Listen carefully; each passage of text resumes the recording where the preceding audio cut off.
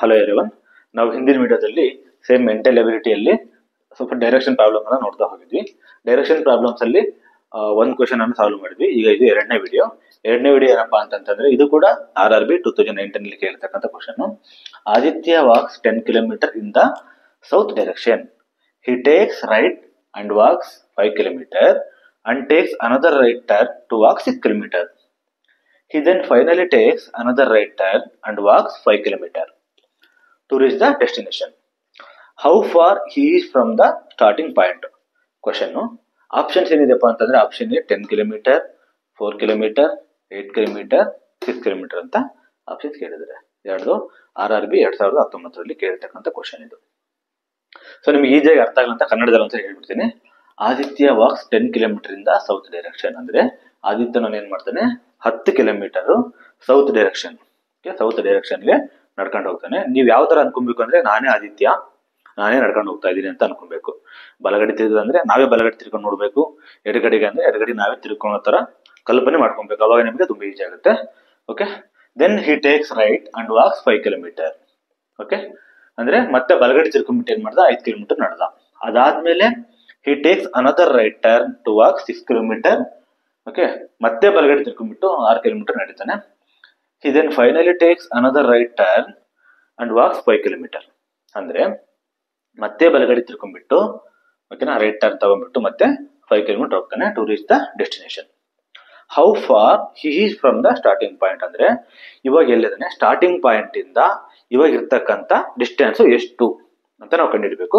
ಅದಕ್ಕೆ options 10 kilometre, 4 kilometre, 8 kilometre, 6 kilometre. ನೋಡಿ, ಇದು RRB 2019 ಕೇಳಿರ್ತಕ್ಕಂಥ ಕ್ವಶನ್. ಸೊ ಮಿಸ್ ಮಾಡಿದೆ ನೋಡಿ, ನಿಮಗೆ ಈಸಿಯಾಗಿ ಅರ್ಥ ಆಗುತ್ತೆ. ಈ ತರ ಪ್ರಾಬ್ಲಮ್ ಒಂದು 100% ನಿಮಗೆ RRB ಇದ್ದೇ ಇರುತ್ತೆ.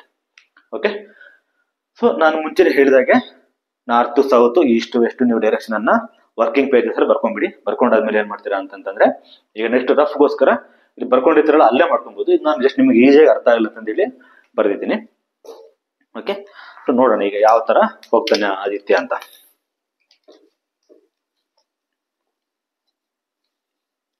ನೋಡಿ, ಇಲ್ಲಿಂದ ಸ್ಟಾರ್ಟ್ ಮಾಡ್ತಾನೆ. ನೋಡಿ, ಇದು ಸೇಮ್ ನಾರ್ತ್ ಈ ಕಡೆ ಮೇಲೆ ಆಗುತ್ತೆ, ಸೌತ್ ಕೆಳಗಾಗುತ್ತೆ, ಈಸ್ಟ್ ಬಲಗಡೆ ಆಗುತ್ತೆ, ವೆಸ್ಟ್ ಎಡಗಡೆ ಆಗುತ್ತೆ. ಸೊ ಆದಿತ್ಯ ನಾನು ಇಲ್ಲಿಂದ ಸ್ಟಾರ್ಟ್ ಮಾಡ್ತಾನೆ. ಇದೇ ಸ್ಟಾರ್ಟಿಂಗ್ ಪಾಯಿಂಟ್ ಅನ್ಕೊಳ್ಳಿ. ಓಕೆ, ಇವನು ಆದಿತ್ಯ. ಓಕೆ, ಸೊ ಇಲ್ಲಿಂದ ಸ್ಟಾರ್ಟ್ ಮಾಡ್ತಾನೆ. ನೋಡಿ, ಆದಿತ್ಯ ವಾಕ್ಸ್ 10 ಕಿಲೋಮೀಟರ್ ಇಂದ ಸೌತ್ ಡೈರೆಕ್ಷನ್. ಈಗ ನೋಡಿ 10 ಕಿಲೋಮೀಟರ್ ಬಂದ, ಸೌತ್ ಡೈರೆಕ್ಷನ್ 10 ಕಿಲೋಮೀಟರ್ ಬಂದ. ನಾನು ಬರಿತೀನಿ ಇಲ್ಲಿ 10 ಕಿಲೋಮೀಟರ್ ಅಂತ. ಇದು 10 ಕಿಲೋಮೀಟರ್ ಬಂದ. ಅದಾದ್ಮೇಲೆ ಏನ್ ಮಾಡ್ದ, ಹಿ takes right and walks 5 kilometre. ನೋಡಿ, ಹಿಂಗೆ ಬಂದ. ಓಕೆನಾ, ಸೌತ್ಗೆ 10 ಕಿಲೋಮೀಟರ್ ಬಂದ. ಅದಾದ್ಮೇಲೆ ರೈಟ್ ಟರ್ನ್ ಆದ. ರೈಟ್ ಟರ್ನ್ ಅಂತಂದ್ರೆ ಹಿಂಗೆ ರೈಟ್ ಟರ್ನ್ ಆಗ್ಬಿಟ್ಟು ಏನ್ ಮಾಡ್ದ 5 ಕಿಲೋಮೀಟರ್.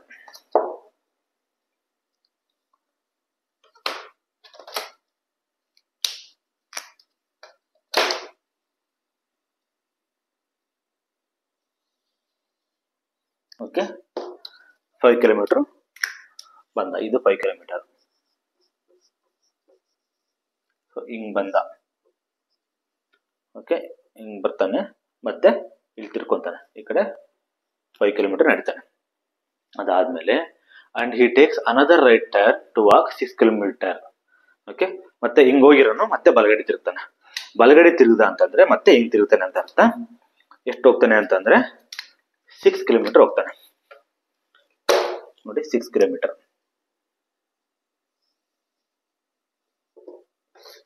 ಬಲಗಡೆ ಮತ್ತೆ ತಿರುಗಿ 6 ಕಿಲೋಮೀಟರ್ ಹೋಗ್ತಾನೆ.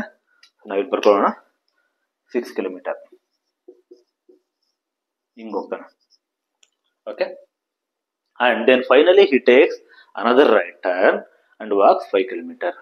ಮತ್ತೆ ಏನ್ ಮಾಡ್ತಾನೆ, ಹಿಂಗ್ ಹೋಗ್ತಿರೋ ಮತ್ತೆ ಬಲಗಡೆ ತಿರ್ಕೊಂತಾನೆ. ಬಲಗಡೆ ತಿರ್ಕೊಂಡಾಗ ಎಷ್ಟು ನಡೀತಾನೆ 5 ಕಿಲೋಮೀಟರ್ ನಡೀತಾನೆ. ಓಕೆ, ಸೊ 5 ಕಿಲೋಮೀಟರ್ ಅಂತಂದ್ರೆ ಮತ್ತೆ ಇಲ್ಲಿಗೆ ಬರುತ್ತೆ.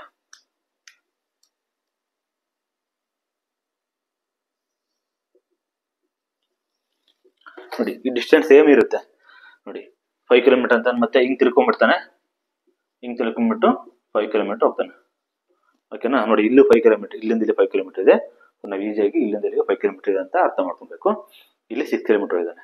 ಇಲ್ಲಿಂದ ನೋಡಿ ಪಾಯಿಂಟ್ ಎ, ಇಲ್ಲಿಂದ ಇಲ್ಲಿಗೆ 10 ಕಿಲೋಮೀಟರ್ ಬಂದಿದ್ದಾನೆ. ಓಕೆನಾ, ಇಲ್ಲಿಂದ ಇಲ್ಲಿ 10 ಕಿಲೋಮೀಟರ್ ಬಂದಿದ್ದಾನೆ. ಇದು ನೋಡಿ, ಇಲ್ಲಿಂದ ಇಲ್ಲಿಗೆ 6 ಕಿಲೋಮೀಟರ್ ಇದೆ, ನಮಗೆ ಅಲ್ಲಿ ಈಸಿಯಾಗಿ ಸಿಕ್ಬಿಟ್ಟಿದೆ. ಓಕೆನಾ, ಸೊ ಇಲ್ಲಿಂದ ಇಲ್ಲಿಗೆ ಎಷ್ಟು ಕಿಲೋಮೀಟರ್ ಡಿಸ್ಟೆನ್ಸ್ ಇದೆ ಅಂತ ನಾವು ಕಂಡುಹಿಡಬೇಕು. ಅದೇ ನೋಡಿ, ಈಸಿಯಾಗಿ ಎಷ್ಟು ಹಿಂಗೆ ಅನ್ಕೊಂಬಿಡಿ.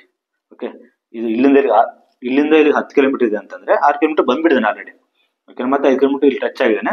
ಸೊ ಇಲ್ಲಿಂದ ಇಲ್ಲಿಗೆ ಎಷ್ಟಪ್ಪ ಅಂತಂದ್ರೆ 10 - 6 = 4 kilometre. So answer B, 4 kilometre ಸರಿಯಾದ ಉತ್ತರ. ಓಕೆನಾ, ಸೊ ಈಸಿಯಾಗಿ ಅರ್ಥ ಮಾಡ್ಕೊಡ್ತೀನಿ ನೋಡಿ. 10 ಕಿಲೋಮೀಟರ್ ಇಲ್ಲಿಂದ ಇಲ್ಲಿಗೆ ಬರ್ತಾನೆ. ಓಕೆನಾ, ಅದನ್ನ 10 ಅಂತ ಬರ್ಕೊಳ್ಳಿ. ಅದಾದ್ಮೇಲೆ ಬಲಗಡೆ ತಿರ್ಕೊಂತಾನೆ 5 ಕಿಲೋಮೀಟರ್ ಹೋಗ್ತಾನೆ. ಮತ್ತೆ ಬಲಗಡೆ ತಿರ್ಕೊಂತಾನೆ 6 ಕಿಲೋಮೀಟರ್ ಹೋಗ್ತಾನೆ. ಮತ್ತೆ ಬಲಗಡೆ ತಿರ್ಕೊಂಡ್ಬಿಟ್ಟು 5 ಕಿಲೋಮೀಟರ್ ಬರ್ತಾನೆ. ಸೊ ಇಲ್ಲಿಂದ ಇಲ್ಲಿಗೆ ಬಂದ ನಮಗೆ ಇದು 5 ಕಿಲೋಮೀಟರ್ ಇದೆ ಅಂದ್ರೆ ಇದು ಕೂಡ 5 ಕಿಲೋಮೀಟರ್ ಇರುತ್ತೆ. ಇಲ್ಲಿಂದ ಇಲ್ಲಿಗೆ 6 ಕಿಲೋಮೀಟರ್ ನೋಡಿ, ಈ ಡಿಸ್ಟೆನ್ಸ್ ಇದೆ, ಇದು 6 ಕಿಲೋಮೀಟರ್ ಆಗುತ್ತೆ. ಸೊ ಇನ್ನು ಎಷ್ಟು ಉಳಿತಪ್ಪ ಅಂತಂದ್ರೆ 4 ಕಿಲೋಮೀಟರ್. ಇಷ್ಟೇ, ತುಂಬಾ ಈಸಿಯಾಗಿರುತ್ತೆ ಪ್ರಾಬ್ಲಮ್. ನಾವು ಒಂದಲ್ಲ 2 ಸಾರಿ ಓದ್ಬೇಕು, ಆಮೇಲೆ ನಾವೇ ಆ ವ್ಯಕ್ತಿ ನಾವೇ ಅನ್ನೋ ತರ ಕಲ್ಪನೆ ಮಾಡ್ಕೊಂಡು ಮಾರ್ಕ್ ಮಾಡ್ಕೊಬೇಕಾಗುತ್ತೆ. ಮಾರ್ಕ್ ಮಾಡ್ಕೊಂಡಾದ್ಮೇಲೆ ನಮಗೆ ಈಸಿಯಾಗಿ ಅರ್ಥ ಆಗುತ್ತೆ ಪ್ರಾಬ್ಲಮ್. ಸೊ ಇವತ್ತು ಡೈರೆಕ್ಷನ್ ಪ್ರಾಬ್ಲಮ್ ಆಗಿದೆ. ಸೊ ಇದೇ ತರ ತುಂಬಾ ಕ್ವಶನ್ಸ್ ಬರುತ್ತೆ. ಓಕೆನಾ, ಆಪ್ಟಿಟ್ಯೂಡ್ ಮತ್ತೆ ರೀಸನಿಂಗ್, ಮೆಂಟಲ್ ಅಬಿಲಿಟಿಯಲ್ಲಿ ತುಂಬಾ ಕ್ವಶನ್ಸ್ ಬರುತ್ತೆ. ಸೊ ನನಗೆ ಎಷ್ಟು ತಿಳಿದಿದೆ ಅದನ್ನ ನಾನು ನಿಮಗೆ ಹೇಳ್ತಾ ಹೋಗ್ತೀನಿ. ದಯವಿಟ್ಟು ವಿಡಿಯೋಸ್ ಅನ್ನ ಕಂಪ್ಲೀಟ್ ಆಗಿ ನೋಡಿ, ಅರ್ಥ ಆಗುತ್ತೆ. ಅರ್ಧ ನೋಡಿದ್ರೆ ಅರ್ಥ ಆಗೋದಿಲ್ಲ.